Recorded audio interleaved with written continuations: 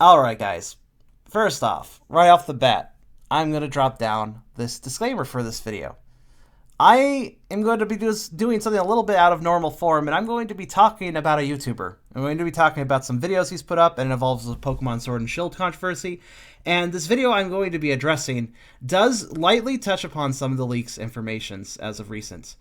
The information it touches upon is the exact number of Pokemon in Sword and Shield, and addressing some of the Pokemon that did and did not make the cut. It does not address anything beyond that. There is no new information like the other leak information, which I thank goodness don't know about because I managed to avoid it. None of that's covered. It's just those two things. If that bothers you, don't watch for a little bit. Stream goers, I'll put up a second announcement when I am done with this topic because it won't be very long. Just 10 minutes or so. And as for YouTube, well, this is your chance, YouTube watchers, to not watch the video. In any case, Tubby, as Tubby says here, also, our chat box is a little weird today because Streamlabs chat box is not working correctly. So we have a replacement for now. But Tubby here says, you almost never talk about other creators' content. You're mostly creating your own bubble. This is true. I don't really like to address other people's content, especially if it's a negative addressal, as it will be today, because I don't like to be a bully, and I don't like to create controversies. I don't like to really even address existing controversies, usually, because I don't feel it's a good use of my time. I don't feel like it's good for positive energy. I feel like it's better just to move on and do my own thing, because a lot of times I just think there's too much negativity on the internet already. So, reacting to this stuff is generally not my forte, not my sort of thing. But I feel as if at this point, I've been sitting quietly about this issue for a while, and I finally want to address it. And that issue being, for anyone who's not aware at this point, the biggest issue with Sword and Shield for a lot of people. There has been numerous issues. Now, for those not aware, I'm about to play Pokemon Sword upon release day. I'm going to be streaming it. I'm going to be streaming until I'm basically finished with it. I'm excited to play it, but I'm tempered. I have my critical eye open, as I generally always do with things. I'm eager to play it, but I'm definitely going to be, carefully watching and seeing how the game actually presents itself, what is good, what is bad, and I'm going to give a fair opinion as I stream it. What I feel right now is going on, though, is kind of unfair. I do sympathize. I want to say this straight out. Anybody who feels that having the full decks missing from Pokemon Sword and Shield, anybody who feels that's a really bad thing, even if you don't want to play the game because of that reason, that's fine. I understand that entirely. I'm not on the same page as that, but I definitely respect that opinion. But at the same time, I feel, in my own opinion, that if your main issue with a game is it lacking something that previous games had, you're not giving that new game enough credit to see what it's going to actually do differently and see what it's actually going to add in relation to that. And that's the reason I'm going to be critical of this game. Yeah, it's missing the decks. That personally doesn't bother me much. I don't have a bunch of old teams to carry over like a lot of people do. I really sympathize that that's something that a lot of people like to do. And I can understand being upset about that, but ultimately, I don't think it's reasonable to judge a game and form an opinion about a game before it's even released. In my opinion, that's jumping the gun, and I would encourage people to either play the game or watch the game being played fully, or mostly fully, before forming a concrete opinion. Anyways, the reason I am sitting on this channel here, this is, I'll link it in the description, of course, because I encourage people to view this guy's channel if you disagree with him, if you agree with him. I recommend looking at the videos I'm going to address. I'm only going to be watching one video, but there's a few I'm going to be addressing here. Here's his channel. This is not at all, just to put it really simply, I don't agree with this guy, but I'm not here to attack him. I never like to attack anyone. And I know nothing about him in person. Like, I don't know him personally. He's probably a pretty great guy, honestly, in real life. I wouldn't know, but he seems chill enough, aside from the fact that I disagree with him, and kind of his method of doing videos. I disagree with that, but I don't know how he is in real life. So, this is not a personal attack or anything, but it is something I want to address. So, so we're going to go over his latest video. Just released, not even an hour ago now. But basically, it's kind of that video is the lead up to a lot of other videos he's done. I can kind of point them out here. I think it started here with this video. Ruined Pokemon Sword and Shield. Ruined for most fans. No national decks announced in Nintendo E3 fail. That was 4 months ago.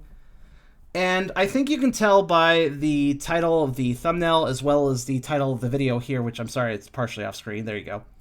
You can kind of tell right off the bat with his first announcement that happened 4 months ago that he did a video on.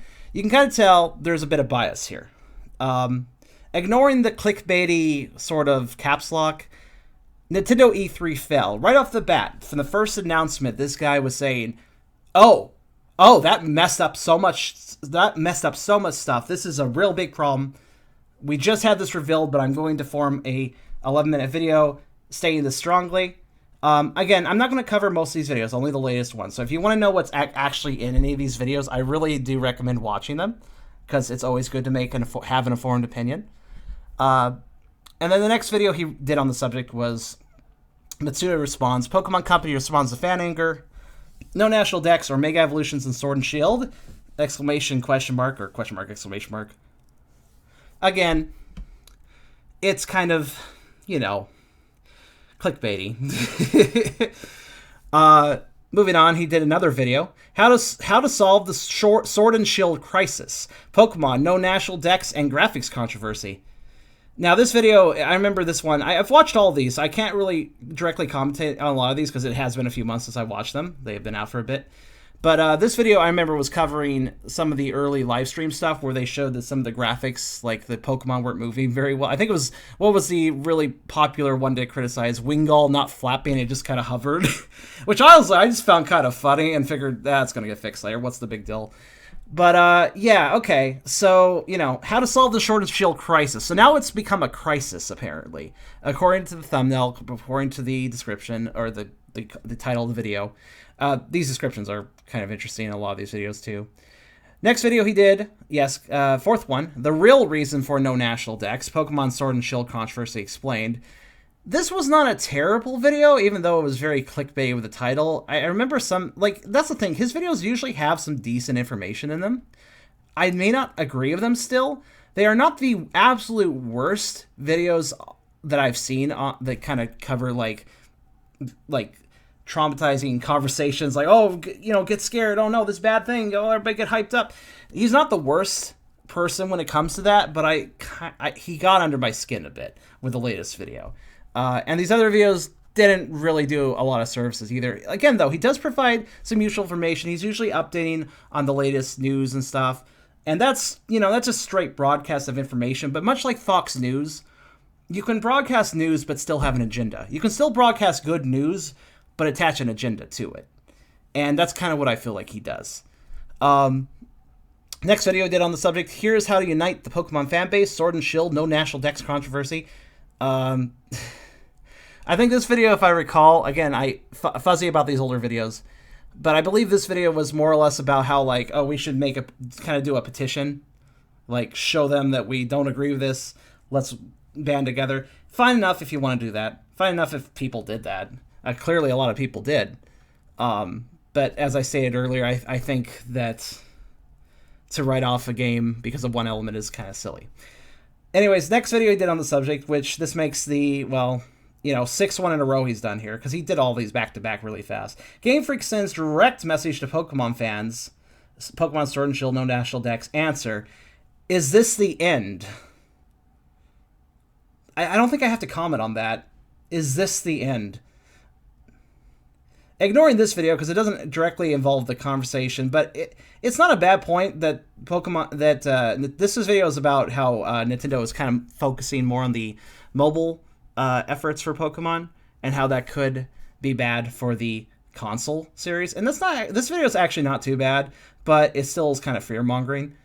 We're going to skip that. Here's the proof. Game Freak admits Pokemon isn't priority. This is mostly factual, because they kind of did a bit that. They're more focusing on their game Home, which is now out, actually. I should play it at some point. Check it out, see how they did on it. Moving on. The real reason why Game Freak removes good features in Pokemon games. Sword and Shield, no national dex controversy. Again, I'm not gonna go super into depth on each of these, but has a national dex crisis happened before? Again, using the word crisis, history repeats, using those keywords. It's time to address the graphics debate. Reuse models. At least he's addressing a different topic here, but much like the full dex not being there, I feel like the graphic issues for earlier builds were also not really something to worry about too much. That's something that will get patched up later, specifically for the graphics issue. And then he went on and did his normal videos, and then, yeah, which is the main reason I actually watched him in the first place, like challenges, like Zubat challenge. I like that sort of stuff. But then he posted today, the national dex crisis is worse than we thought. Pokemon Sword and Shield controversy. It all ends here. It all ends here, everyone. This is the end of the world right here. And this is the video I want to address because, I mean, you can kind of get the vibe from the other videos. This has the same vibe as those. By covering this video, I'm kind of covering the others. So that's the video we're going to cover. And again, one more time, this does cover the actual number of Pokemon in Sword and Shield, and does cover, amongst the older Pokemon, some of the ones that do and do not make the cut. If this information is information you don't want to know about, stop watching for a little bit. I'm going to post a second announcement on my Discord when I get to the Sage part of the stream. But this is not addressing anything beyond that information. So none of the other leak stuff, whatever it may be, because I didn't look it up. I don't want to know. This I didn't mind knowing. The other stuff is not in this video. So, making that clear. So, right off the bat, I want to point out, if we go down to the description, what he says in the description here. First off, he's got some hashtags. Hashtag bring back national dex. Hashtag Pokemon Sword and Shield. It's pretty clear what camp he's in at this point. It's obvious. And again, like I said, if you are really bothered by the lack of the full national dex, you have every right to be. But, just because you have a valid opinion doesn't mean you can't muddy that opinion by going too far of it. And that's kind of what we're addressing here. New information about Pokemon Sword and Shield has revealed the final number of Pokemon in the Galar Dex, and the number is extremely underwhelming by anyone's standards. Very first thing I want to address here is this description. So the number is extremely underwhelming by anyone's standards. So not just by his standards, or not just by a lot of people's standards, but anyone's standards. I want to address this because this is actually a manipulative tactic. It's basically saying that you are in the same camp as him. Anyone's standards. This applies to everyone. Oh, are you not bothered? Well, it's part of your standards too. If you're not, then what are you doing wrong? This is kind of a psychological tactic. I don't like it. And that's only the first of many. Let's actually start watching the video. The way it's going to work, I'm going to play it, we're going to listen to it a bit, I'm going to pause at certain moments and discuss. So, here we go. Months and months of speculation, the final dex count for Pokemon Sword and Shield has finally been revealed, and it's even worse than we thought. Our concern has been more than justified, despite being downplayed by others for months. Our concern has been more than justified. Right off the bat, the video begins by putting you into his camp. Our concern. We're worried about this. Our concern is important. He is putting you in his camp. Now, it's possible, of course, that he's talking to his viewers that have been dedicated on this subject, but at the same time, that introducing a video in this way pushes you into his camp, and it's kind of not a good tactic to start a video with. You want to give people individuality, not group them up. You guys know I've held out on doing more Sword and Shield content since July, and that essentially comes down to me wanting to take an as reasonable as possible stance and wait to play the game before making further judgment. That's a good point. He stopped making videos for a while on this subject because he wanted to wait for Sword and Shield to come out. He wanted to wait for them to come out, play them, and have a concrete, educated judgment by his own experience before making any further videos. So what are we doing here? And the fact that I felt I said everything I had to say without further information. But after several things that have emerged recently, I am perhaps more upset than ever, and you'll see why. So the reason we're here with the video, right after he said he wanted to wait and play the game to get an educated opinion, was I was going to do that, but then some other stuff upset me, and I just decided to change my values and do this video before playing anyways. He had the right idea, but then he dropped it. Be warned that this video will of course contain spoilers as to what is not included in the games, but don't worry, I won't be covering anything that is new to them, nor any actual leaks. There are some spicy pieces of information throughout this video, so I do hope you guys enjoy it. Now, we've had pretty much ongoing debate since the No National Dex announcement, and many times people would try and justify it by saying, well, we don't know how many mons are going to get cut, so we can't rush to judgment and whatnot, which... People would try to justify it by saying we don't know how many are getting cut. I want to point that out. We're going to continue. You know, fair enough. If it was only 50 to 100 mons cut and there were still 800 Pokemon in the game, sure. A disappointment, but we could probably all live with that. That's really arbitrary. 50 to 100 would be okay. Why would 50 to 100 be okay? Why specifically that range? Who's making that range? You're making that range, right, Sylph? But recent information drops have revealed that the final dex count for Pokemon Sword and Shield is 400. Yes, you heard right. 400 Pokemon in total. So, okay, Hyper. So, there's your official number. 400 Pokemon. So, that's a number. I'm not going to commentate on that just yet. Before we talk about what this means, I want to put this in perspective. After Gen 8 releases, we will apparently have right around 890 unique Pokemon in total. That means that only 45% of... Don't you love them? One moment. I thought I'd already gotten through. Okay, double ad. Sorry, sure, why not? I really should get an ad blocker for Firefox when I do something like this, huh? Oh well.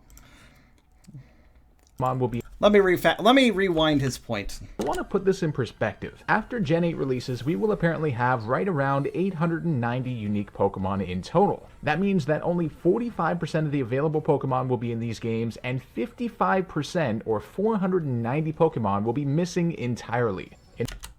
So, he just went over how we have, 890 Pokemon? And that 45% is what we're getting. Alright.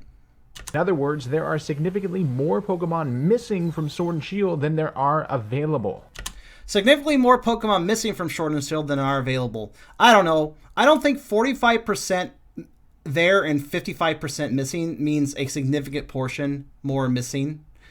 It's 10%. That's not an insane difference. Yeah, it's still 55% missing. That's definitely the majority missing, if you want to look at it that way. But, well... this is a little bit overplayed.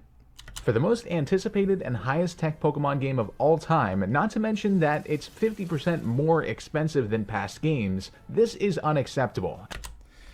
Okay, well, it is more expensive, but that's because you're also getting a console experience. You're getting, hopefully, higher fidelity graphics and more features. I do agree that it makes sense for this console release, one of the biggest games, to have the full dex. I definitely agree that that sentiment is valid. But it not having the full dex does not automatically make it bad for it to cost more than a 3DS game, because it's no longer a handheld game. Well, it is, technically still with how the Switch works, but it's a console game too now. And I think any reasonable person would recognize this. There are also so many... Also, that statement.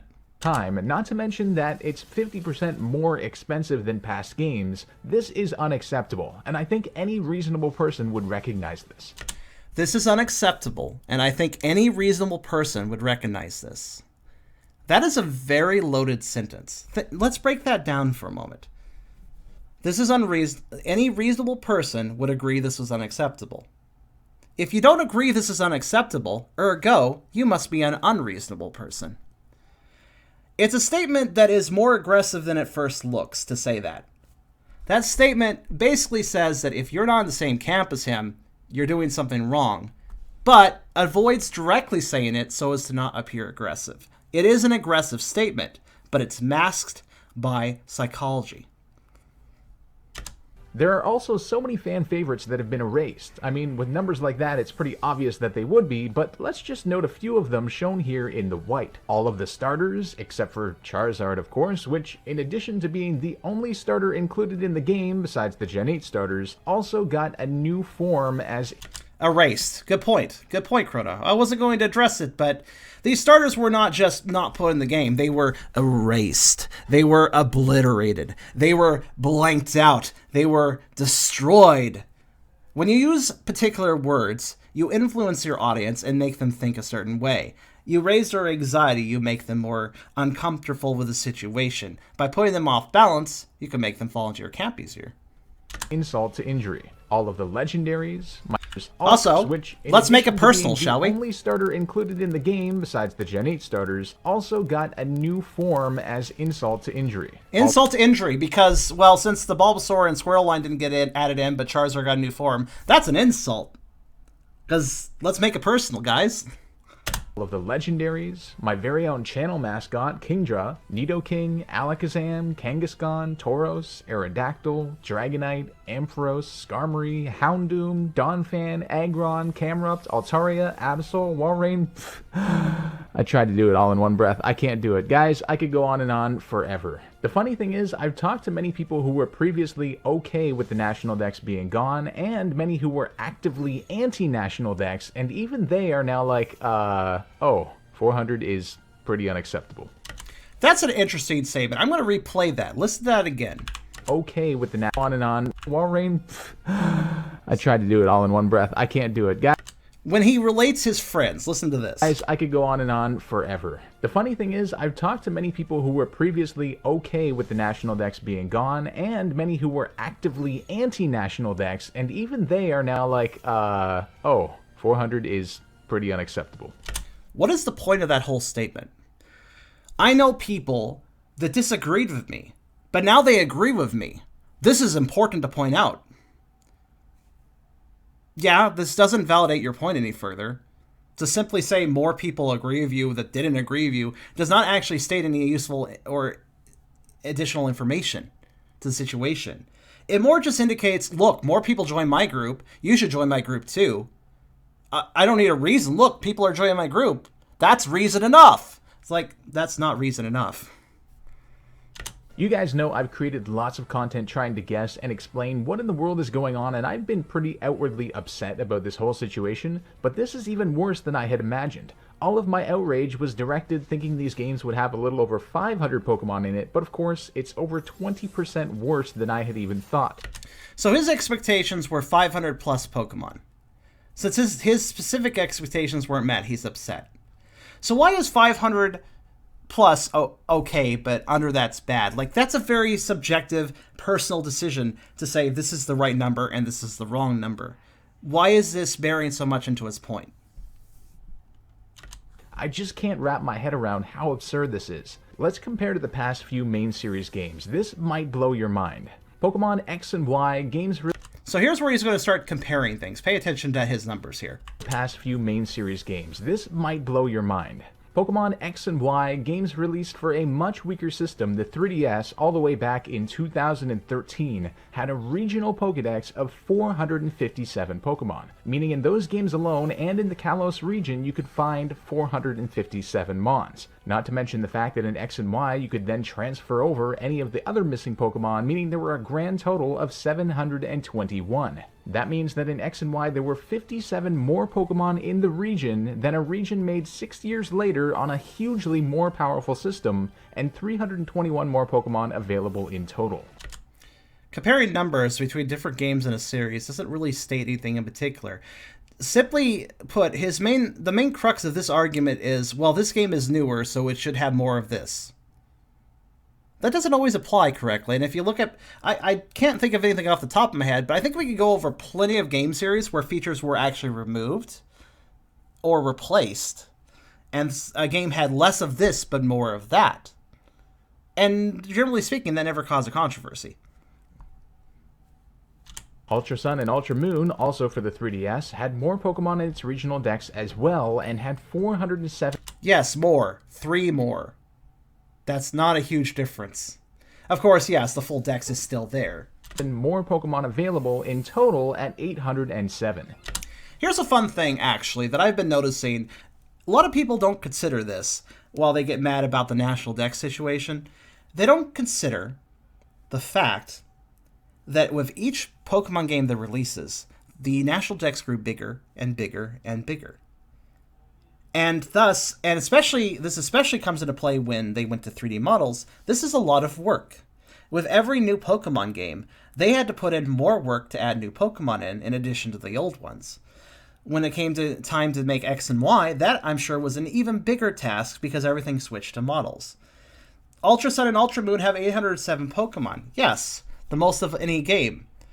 I don't see anyone, like, really praising them for constantly, like, making that list bigger and bigger. 807 Pokemon is a fuck ton of Pokemon, is what I'm trying to say. But nobody really appreciated the fact that all those Pokemon, all their models was crammed into this 3DS game. But the moment any Pokemon are removed, that's when people notice. Not the fact that they've done a fair amount of work, is what I'm trying to say in the past games. Give them a slight break. There's just no conceivable way that this could be construed as being acceptable. And if all of that doesn't drive this point home, take this into account. There haven't been this few total Pokemon in a new generation game since Ruby and Sapphire on the Game Boy Advance in 2002. So now we're equating the current Dex number to Ruby and Sapphire. We're basically saying, and also let's point out, 2002, 17 years ago. It was 17 years ago since we had this few Pokemon. What does that matter, though? What does this add to the point to address the fact that this much older game has the same number as this one? Okay. Well, I mean, that's a fact. That's a true statement. You did correctly state these two things are similar, but what does that add to the point? Beyond that, I'd like to point out the one little detail that Ruby and Sapphire were pretty goddamn fun, actually. And they got by just fine with this many Pokemon. In fact, let's go even further back, Sylph. You know, Gold and Silver only had 252, and Red and White only had one. Red and Blue, Red and White. What the hell am I saying? Red and Blue only had 151, so they have it even less than Sword and Shield. They must be worse games, right? I mean, they have less Pokemon, so they must be worse games. By that logic. Moving on. 17 years ago, which had a total dex capacity of holding just 14 Pokemon less than Sword and Shield at 386. Keep in mind that Ruby and Sapphire also introduced 135 brand new Pokemon, while Sword and Shield is only introducing 81, the second lowest out of any generation despite the significance of the Nintendo Switch console. And before anyone says, oh, a smaller regional dex is good, it will help people to get used to the new Pokemon. That's not a bad argument. That is not a bad argument. It can't be done badly. The idea that, oh, it's okay to have a smaller pool that you've run into because then you get used to the new Pokemon. That's not a bad argument, but I will actually defend his own disagreement with that in a way, because Black and White demonstrated a bad way of doing it. Because if anybody remembers, Black and White, the way those played was until you beat the Elite Four, you didn't see a single Pokemon that wasn't from the Unova region. All the older Pokemon were reserved for post-game, essentially. Which was an interesting idea. I kind of liked it on paper, but ultimately, fighting trainers and stuff, it ended up being kind of samey. Because I think that was a pool of, like, I don't remember how many Pokemon were specifically from the Unova region, but I'm going to guess that was like 150 or something like that. It did feel a little lacking after a while, because there wasn't a lot of variety in a lot of the trainer fights. There was not only because 156. And out of the 156, I'd say maybe you saw about half of that in trainer fights and stuff. So it got pretty samey, if that. It really felt quite samey, Black and White. Even so, I still think Black and White were good games.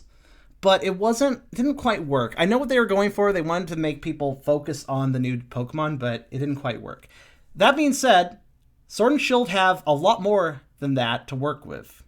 If they play their cards right, I don't see this being a problem on this game. Before anyone says, oh, a smaller regional dex is good, it will help people to get used to the new Pokemon. The regional dex is not what we're talking about. As just pointed out, regional dexes have been stuck at around 400 for a while now, and that's fine. So it's fine for the regional dex to be around 400. Okay. After one beats the game, there is no capacity for expansion in Sword and Shield, unlike those other older and less technologically advanced games. he once again, really, he wants to drive home that point. Those games were less technologically advanced. They were from 17 years ago. They were older. He really wants to draw that comparison. He wants to hammer that right in. Even though he's bent 3 nails doing so, but he's going to keep trying to hammer it. The post-game will be relatively stagnant, there will be less tiers to diversify and decentralize the metagame despite that being their claim. The majority of Pokemon will not be able to be used for post-game experiences, that is, assuming there will be substantial post-game content. The majority of people's favorites will not be able to be used. Pokemon that people have trained and shiny hunted for can't be carried on to new games. It's just a mess of the situation, and in effect... Okay, all of that he said, I'm going to play it again. And then I'm going to say something to it. But we want to hear it again because that was an awful lot that I didn't pause there because I just wanted to hear the whole thing again. Let me go back. Technologically advanced games. So let's listen carefully to everything he says from this moment. Post-game will be relatively stagnant. Post-game will be relatively stagnant. There will be less tiers to diversify and less tiers to diversify, I assume for competitive. Decentralize the metagame despite that being their claim. Decentralizes the metagame. The majority of Pokemon will not be able to be used for post-game experience. Majority of Pokemon won't be usable for post-game experiences. That is, assuming there will be substantial post-game content. Assuming there will be post-game content, which by his tone sounds like he assumes there's not going to be a lot. The majority of people's favorites will not be able to be used. Majority of people's favorites not be able to be used. It depends on what people consider favorite. Pokemon that people have trained and shiny hunted for can't be carried on to new games. Pokemon that people have trained and shiny hunted for can't be carried on to new games. Can't be carried on to this game. It's just a mess of... So every single statement he said there was an assumption. The only thing that wasn't really an assumption was that people won't be able to bring their favorites into Sword and Shield. That might be true, depending on what your favorites are. But this isn't saying anything. This is not saying anything about down the line. He is putting down the line into this. He's saying people won't be able to use their old Pokemon ever again, basically. And yeah, Sword and Shield for right now, yes.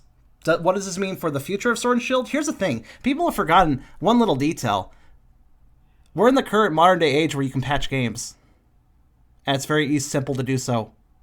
Theoretically speaking, they could add the full dex in later. And even if they didn't, I'm pretty sure that a future Pokemon game would not have the full dex missing, considering the controversy it has caused for Sword and Shield. They have confirmed that later in other games they will allow Pokemon trade in new games. There you go. I mean, I don't know the source on that, but it sounds logical to me. But again, I want to go over one more time, this time to address each of these assumptions and why they are assumptions, okay? They're older and less technologically advanced games. The post-game will be relatively stagnant. So, why would the post-game be relatively stagnant if there's less Pokemon? There are many ways to mix up a post-game. If you want more challenge, here's a crazy little thing. A lot of the older games did pretty well. Gold and Silver, specifically, I think, did it pretty well.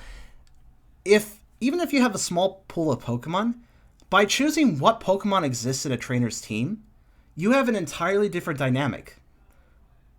You can have the same Pokemon in different configurations and different team-ups to create entirely different situations and scenarios that you have to deal with. There is absolutely no reason that 400 Pokemon would make for a stagnant post-game, if done correctly. There will be less tiers to diversify. There will be less tiers, if we're counting the tiers that involve the older Pokemon, because, again, I believe this is a competitive statement. Now, disclaimer, I don't do competitive Pokemon. I might try it out with Sword soon. I might give it a shot, especially with the mints and stuff they've added. But, yeah, okay, some tiers are definitely going to get affected/removed from the lack of Pokemon. But one thing that's not being considered in this statement is what tiers are added by the new Pokemon. That's something we can't tell right now, and I'm actually interested to know that. What tiers will be added by what is being added to the game? The new Pokemon. Something to consider. Decentralize the metagame, despite that being their claim. The majority of Pokemon will not be able to be used for post-game experiences. Majority of Pokemon won't be able to use for post-game experiences. Again, for now, that might be true. If you're counting majority as 55%, because remember, we're working with 55% gone, 45% in. So, yeah, unless they're patched in later, again, like I suggested. That is, assuming there will be substantial post-game content, the majority... I have a hunch that this game will have good post-game content. You know what my hunch exists on that? Pokemon games have been kind of all over the place when it comes to post-game content. I really liked Ruby and Sapphire. Like, the world was really good. But the post-game on those kind of blew, I'll be honest. Wasn't the best. Other games have done post-game content way better. I personally think Sword and Shield will have good post-game content, and I simply say that because of the world design. There seems to be a lot of effort being put into the environments, and there are all these huge expanses where a lot of stuff could happen, especially in a post-game situation. Personally, I think the post-game in this game might be the most interesting we've seen, potentially. We'll see how it turns out. Majority of people's favorites will not be able to be used. Pokemon that people have trained and shiny hunted for can't be carried on to new games. It's just a mess of the situation, and it affects a big majority of the Pokemon. It affects a big majority of the Pokemon. 45% is not a big majority. It is a majority. I mean, 55%, sorry. 55% is a majority, but I wouldn't call it a big majority. Once again, the numbers being slightly overplayed. Yes, that's a lot of Pokemon. But let's stop acting like it's 90% of them, please. What's really weird is I assumed Game Freak would at least include all the Kanto Pokemon in the game since they just released the Let's Go games, and you would think they'd want to draw the audience from that crowd to Sword and Shield, but they couldn't even do that apparently. They couldn't even do that, or maybe they have different plans in mind for that. That's a decent point. It is kind of odd that the Kanto Pokemon aren't all included, considering the Let's Go games. But again, this could be addressed with a patch. Only 36% of Gen 1 Pokemon made it in, 55 of the 151. So look at this breakdown here. This breakdown right here, I don't know who Jinx Club is. Wish them all the best, but I don't really care for this breakdown they did. This is just kind of pointing out, it's like this sort of breakdown is kind of useful. Actually, I don't have any problem with them breaking it down. It's kind of perhaps useful information, but it doesn't really accomplish anything. It's just kind of information. And it's not something that I feel that you should base off assumptions off of. It is a good breakdown, though. So it seems like the gen that is least represented is Hoenn. Okay. All right. Well, the most is Unova, actually, speaking of Unova. Huh. Apparently, they think that introduced... But, actually, yeah, that's the other thing. That's fairly balanced. It's not like this generation got 75% and this generation got 5%. It seems it's relatively balanced. Actually, what this chart kind of tells me, thanks for pointing that out, Key Squid. What this chart kind of tells me is that they tried to get a good representation of all the generations, which shows some mindfulness. Moving on. Made it in 55 of the 151. Apparently, they think that introducing a bunch of Gigantamax Pokemon like Charizard, Meowth, and Butterfree, and making the Let's Go mascots Gigantamax forms, Pikachu and Eevee, exclusive to those who have a Let's Go save file, they think that will be enough to lure Let's Go and Pokemon Go fans in. That's a big assumption. So we're assuming that because those two Gigantamax forms exist, that is the whole thing they are doing to lure in Let's Go fans. The pejorative language. Does anybody know what the word pejorative means? Is anybody aware of that word? It's a very useful term. Pejorative means a word that has a meaning, but you've given it more of a negative meaning by giving it a particular usage. Like, if you look through a thesaurus, let me try to think of a good example. If you say someone is... Oh, gosh. I'm very bad at giving examples. Let me look this up. You know what? Wikipedia, save me. This is much better this way. Wikipedia. In linguistics, pejoration is the downgrading or depreciation of a word's meaning, as when a word with a positive sense develops a negative one. Let's see if we can find an example.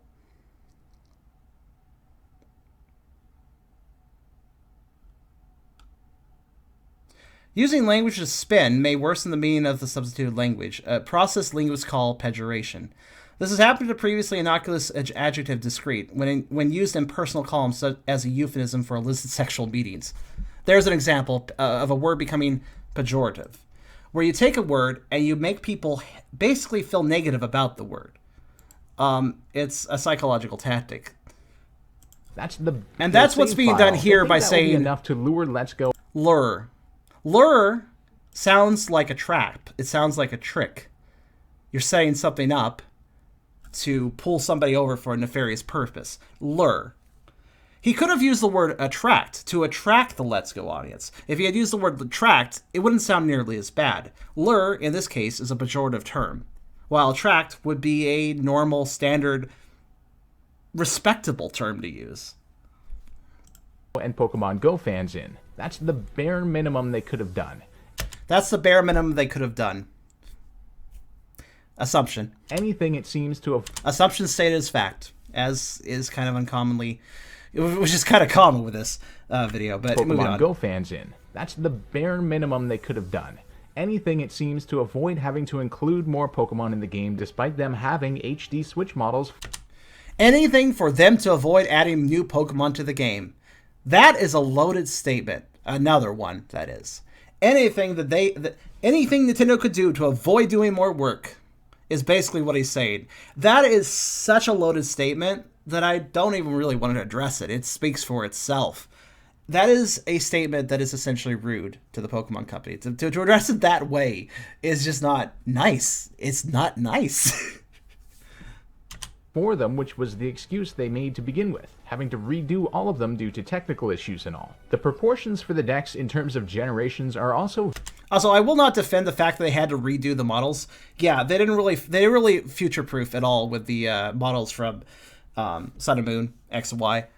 I believe Sun and Moon, like X and Y models in Sun and Moon, I assume they were just ported over to Sun and Moon, but with the addition of the new models made for Sun and Moon. But yeah, they didn't future-proof very well. They weren't able to bring those models to Sword and Shield. But I also want to point something out. The 3DS was an amazing handheld, but its resolution is shit. And something I've learned when I've been playing Pokemon Mystery Dungeon Super, I upscale that for the videos you guys have seen. I actually upscale that game. In default resolution, things are chonk. Things are really chonk. When I upscale, I can see the full quality of the models. And I will say that while upscaling does make them look much better, they are by no means the sort of model quality that you'd need for a console release. So I feel like remaking the models was inevitable even with future-proofing, simply because the resolution would have still been kind of low. But moving on. Very weird. Credit goes to Jinx Club, who calculated them all here. Gen 5 has over twice as many, or 51% more Pokemon included in the game as Gen 3, despite only having 16% more Pokemon as a generation. Their balancing the metagame excuse also doesn't seem to fly when it comes to these proportions, as there are numerous examples where a Gen 5 Mon like Ferrothorn got in, but a Gen 3 Mon like Walrein didn't. I cannot actually comment on much of this. He is now discussing the competitive meta. I have no idea. I have no idea when it comes to the competitive meta, so I won't comment. This whole situation is just so weird, and I can't fathom what to make of it all. Now, the only thing I can imagine in terms of Game Freak's strategy here, if you can call it that, is that a third version or sequel game will include substantially more Pokemon, and that's how they'll convince people to buy essentially the same game, but with some extra things sprinkled in here and there. Not impossible that there will be a third release. But for them not to add if they add the national decks to the third release, then I do believe there will be a patch update for the other two games. If they don't, they're definitely playing with fire at that point. So, again, he's making an assumption, I'm making an assumption. One of us could be wrong, both of us could be wrong, who knows? It doesn't really matter, though, until you actually see what happens. I rewatched the Game Informer interview with Masuda and Omori the other day, and I noticed something really interesting. At one point, the interviewer asked Masuda if it's possible that they'll include the full Pokédex for a future version of Sword and Shield, and they say, no comment. Do you think it's... So this is interesting. He's going to address something that, he's right, it could be something, but there's not enough information to really draw a conclusion. Of course, then he draws a conclusion. Let's go ahead and watch this interview. possible to include the full Pokedex for a future version of Sword and Shield? No comment. Notice that they... No comment. Okay, fair enough. They're trying to figure it out. Maybe there's some stuff they're working on in the background. Maybe there's some spoiler stuff they want to save so everybody gets surprised and happy later. I don't know. Who knows? That's what I usually take no comment as no comment to me when a developer says it is usually a case of, aha, this is a topic that is relevant, but since you said no comment, you want to make sure that not a lick of information drops about it or any sort of assumptions drop about it. That's usually what no comment means to me. Like this, you're on, when a developer responds no comment, you're probably on to something, but they very much don't want you to know that. So, moving on. Pokedex for a future version of Sword and Shield? So here's why he's addressing the issue, this particular conversation. No comment. Notice that they didn't not only say no, but also watch Masuda's eyes. So now we're going to watch Masuda's eyes. This is kind of getting into... what's the word I'm looking for? I can't think of words. This is getting into... Yeah, armchair psychology. I guess that's part of what it's getting into. This is going to get into, like... Damn it, why can't I think of the word? Aliens.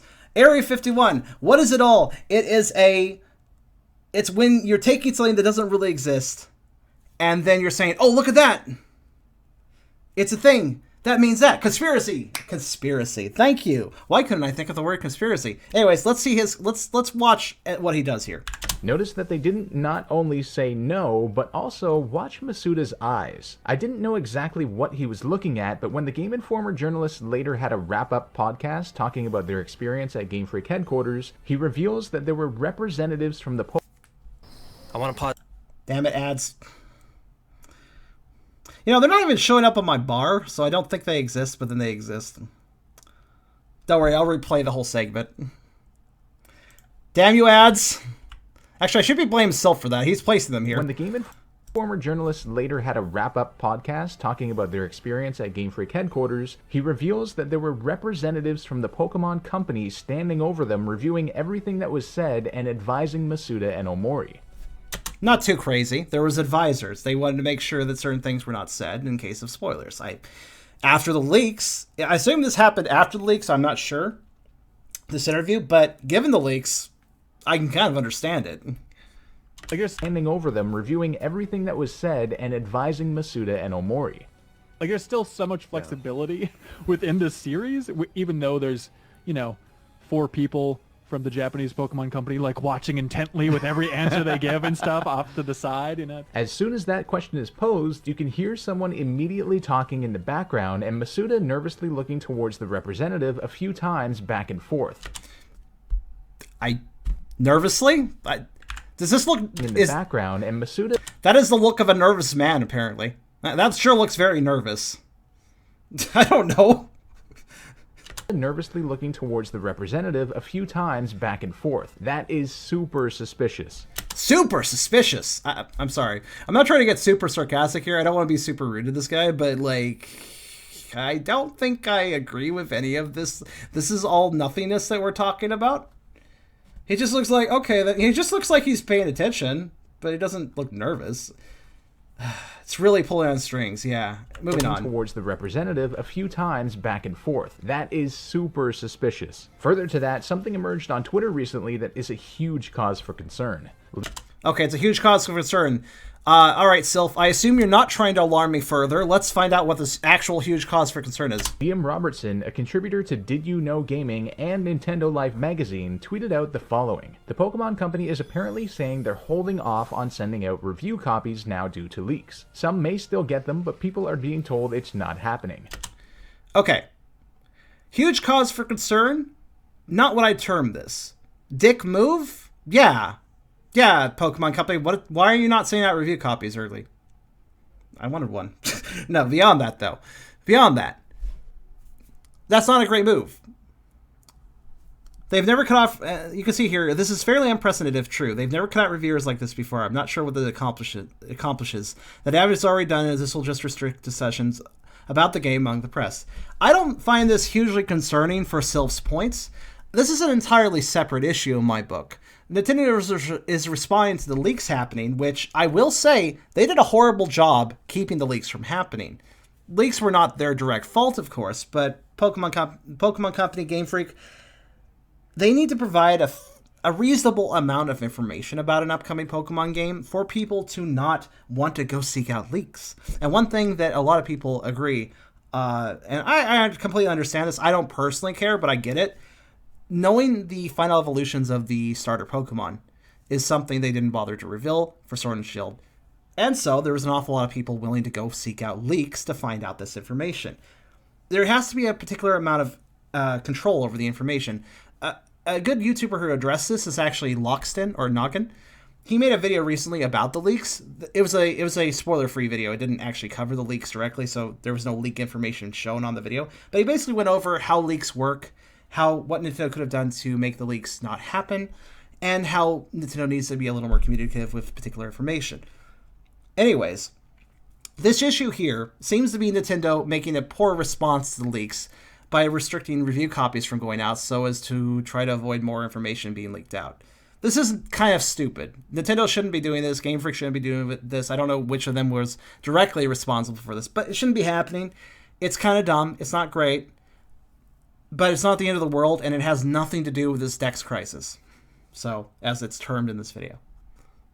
But let's move on and see what he says about it.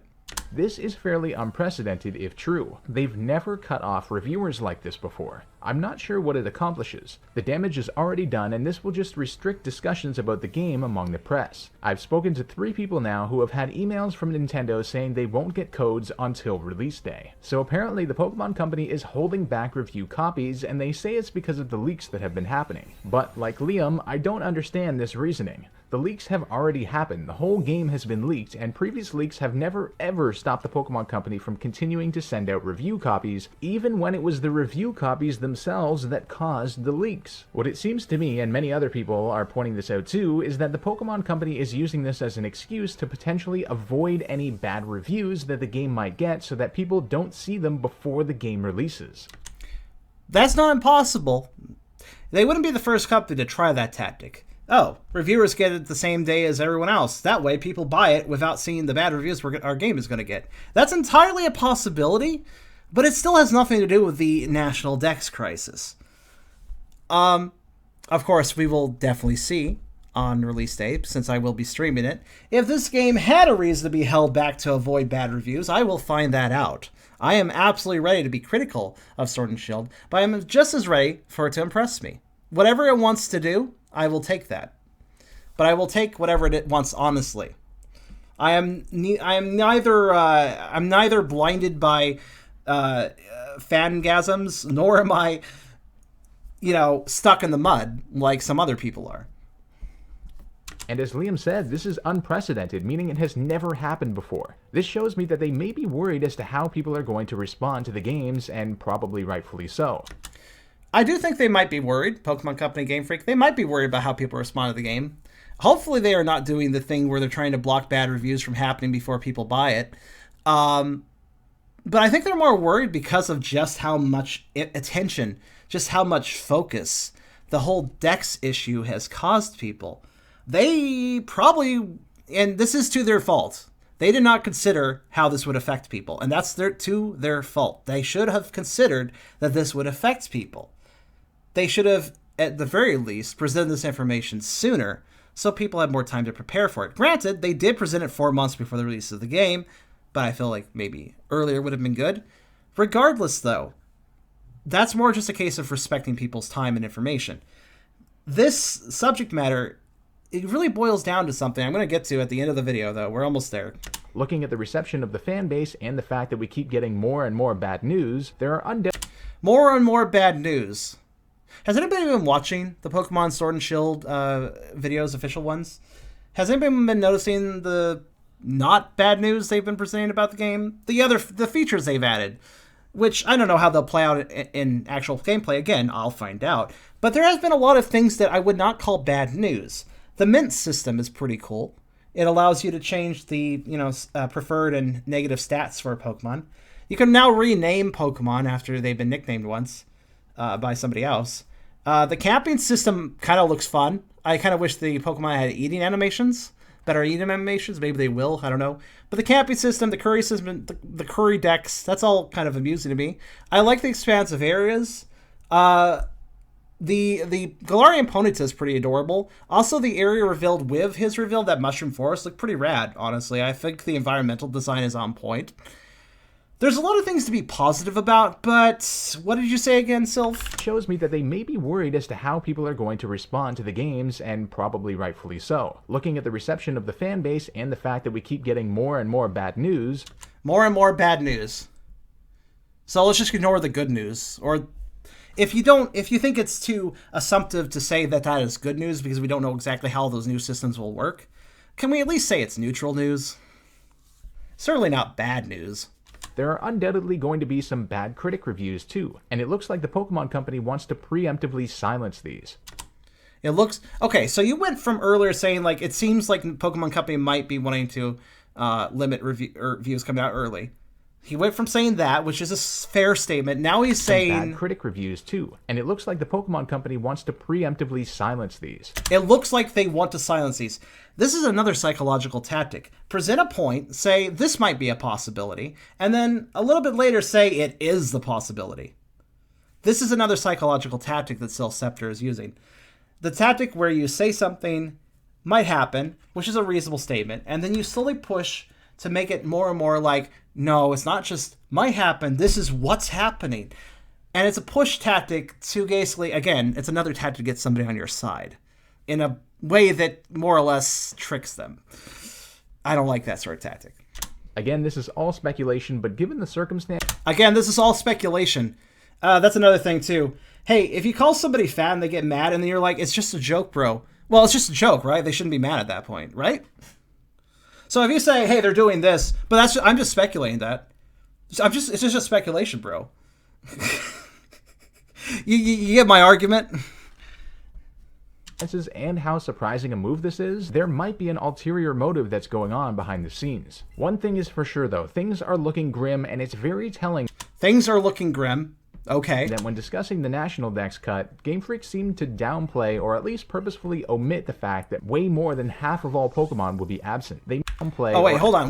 So wait, very... let's consider what Pokemon Company is doing here. Let's hear this whole thing. I want to hear it again. Telling that when discussing the National Dex cut, Game Freak seemed to downplay or at least purposefully omit the fact that way more than half of all Pokemon will be absent. They made it sound like just some Pokemon will be cut and that it was a relatively minor deal caused by too much work that would detract away from other features. Huh. So let's see. They didn't want to address what everybody is constantly fucking negating about online. It's almost like they don't want to focus on the negatives all the time.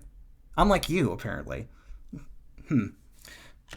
Which is why I think a lot of people weren't that upset, thinking we might get between 500 and 700 Pokemon in the game. And you have to keep in mind that if it weren't for the leaks, we wouldn't have known this. Many people would go out and buy the game, play through it, and only then realize that 55% of Pokemon were missing. True and false. Yes, if it wasn't for the leaks, we wouldn't know the exact number before release. But they also were not hiding the fact that Pokemon would be missing. They didn't hide the fact that the full dex wasn't there. I don't feel like that was a trick on Nintendo's part, because if it was an actual trick, we wouldn't have actually found out about any missing Pokemon until the leak happened. But we knew about it 4 months ago. So no, I'm not going to fault that one on Nintendo. That is indisputably dishonest. To you it is. It's debatably dishonest to not say the exact number, but at the same time, you've already stated you're not going to have the full text. I think that's enough information before release. Anyway, guys, that's all for this. And that's the whole video. Sorry I got a little more spicy than I meant to. Again, I want to disclaimer this again. I'm not trying to attack Sylph, and I'm definitely not encouraging any of you guys to go and attack Sylph. Please do not do that. If you want to go to his videos and leave analytical comments and stuff, go for it. But don't be an asshole about it, all right? Yeah, I got a little spicy here, but I think the biggest problem I have with this video is not the fact that he has an opinion. No, it's fine that he has an opinion. It's fine that he feels this way. It's fine that it bothers him. It's fine that he's upset. What's not fine is where he states opinions as facts, where he tries to get you into his camp. There's a lot of psychological tactics here, and I don't even know if he's aware he's using them. It's quite possible that they just kind of happened accidentally. But yeah, this isn't a good video because he's trying to mix facts and opinions, and he muddles the line between those. I don't think I have a whole lot more to say on this, but streamgoers, I have been casually reading your messages, but I've also been trying to focus on my points so as I didn't get derailed from my own thought pattern. Do you guys have any thoughts you want to add? Anything you want me to address? If you were to critique me on my, if you were to critique my critique, do you have any questions for it? I'm always up for debates. If you disagree with me, tell me about it. Unlike some people, I don't like to push people into positions and make them think a certain way. I always prefer when people think individually. If I want to share this, this is why another reason I don't usually do videos like this, because I like people to form their own opinions. But you know what? Sometimes it is worthwhile sharing my own opinion. Yeah.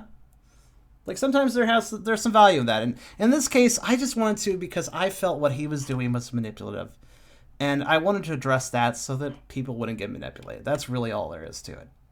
A little salty, yeah, a little jabbing here and there. I can't help myself sometimes because it really does bother me when I see somebody basically treating their audience that way. You should treat your audience with respect. They're not a tool. They're not something that you can use for your own benefit or such. I mean, yeah, just you gotta treat people with respect. You gotta treat people's individuality with respect too. Something I don't feel he does a great job at. Anyways, he ignores what just somehow missed the Nintendo stated early on. They're adding Pokemon based on how well they fit the environment in Sword. Yeah, and I do see that with the Galarian forums and stuff. I could see there's definite attention to detail as far as which Pokemon are being added and how they're being added. Seems you've forgotten that screenshots can be edited. Oh, well, that's always possible too. Any screenshot shown here and there could always be edited. That's always possible. Tubby is very optimistic. Yes, Tubby is exceptionally optimistic. Even I will disagree with Tubby in his optimism sometimes, but at the same time, for this particular issue, I'd say that Tubby's optimism kind of does balance out the negativity. Wait, why can you say optimism but not negative? Negativism sounds kind of cool. That should be a word. I'm going to make that a word now. But yeah. That's all I have to say on this. Again, no hate towards this guy. No hate towards him as a person. Just don't like his video. And kind of don't like the other videos, but mainly this one. And I wanted to counterpoint it. So, you know, if you disagree with me, that's cool. Feel free to tell me in the comments, YouTube, what your thoughts are. I am very happy to hear any thoughts. Again, I want to hear individual opinions. But yeah, that's all I got. That's all I wrote.